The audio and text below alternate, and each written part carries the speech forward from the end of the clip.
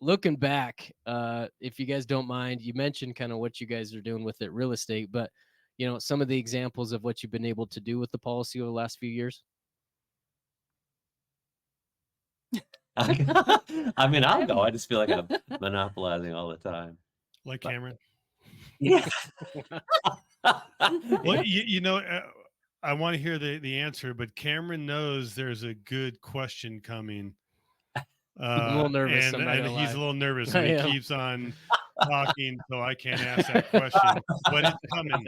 It's I mean, coming. basically, yeah, we buy a house and then we put the money in a policy and then we use that money to buy the next house, and it kind of comes and goes back in and out of the policy. And meanwhile, the policy is growing in the background, but in the foreground, we're using it to invest in more real estate and have more fun playing with tools and Yeah, it's growing. big, it's big chunks. Like, if you have the nice thing is, when you sell a house, there's liens that you have to settle at closing and whatnot. But then you have some lingering debts that you can pay off a little bit slower. So if you can put that into a PUA and you get that account charged up, that gives you access to the money a little bit later, and you can pay off those debts. So as a flipper, thinking as a flipper's mindset, you're selling, and instead of settling your debts right away, you're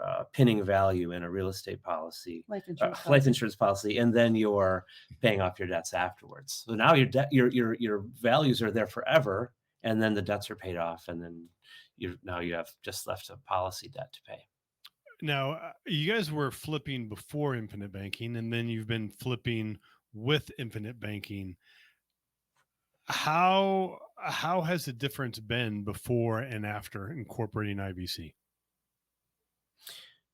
Well, I mean, so Nicole does all the numbers and manages all. I just do the dreaming and whatnot. Yeah. But it seems to me the life insurance line of credit that we use with Busey Bank, that has been super helpful.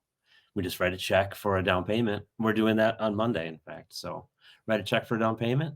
Yeah, it's just nice to have that cushion. Before, like Matt said, we would spend it, and who knows what you spent it on, but it's gone. So, but if you can tuck it away for a rainy day, then it's there. Right.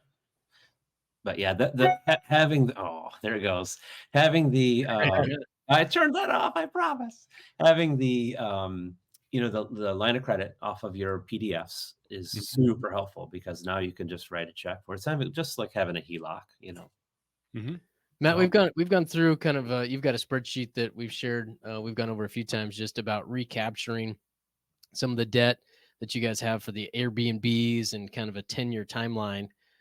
If you don't mind conceptually maybe sharing what your goal is kind of with the policy.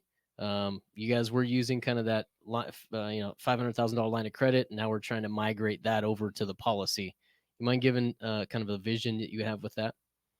Well, we're kind of thinking as we get older that we'd like to, we're still having fun with the remodeling and stuff, but it would be nice at some point to not have to do that, all the time or even part of the time. So our goal is to kind of pay off. We've got 2 Airbnbs that would be amazing. We could totally retire if those were paid off completely. We still have mortgages on them. So the goal is to just flip until we get our mortgages paid off on those. And then we should be set. Live on that cash flow. Yeah, live on that cash flow when, and then sell those whenever we want to. Yeah. Awesome.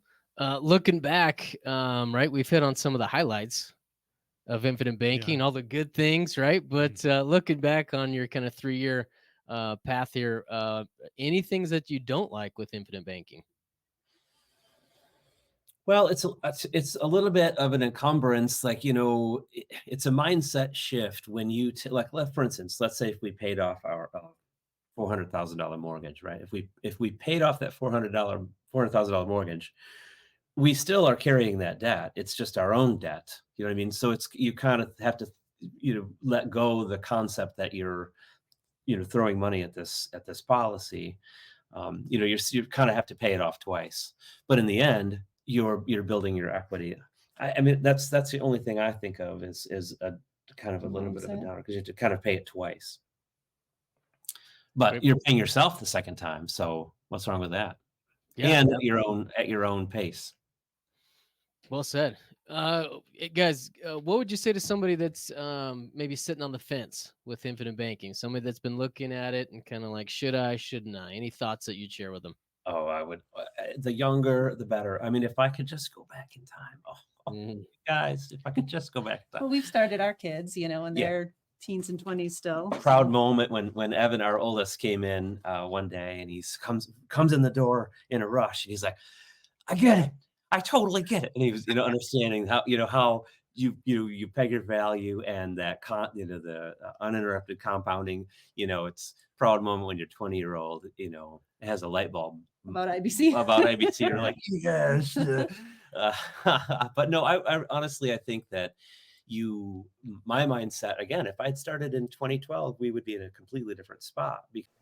You want to see the entire episode? Click here. If you want to learn how investors use infinite banking to increase their returns and lower their taxes, click here. If you want to see if infinite banking is for you and you have some questions, hop on a discovery call with us and one of our coaches. The link for that will be in the description.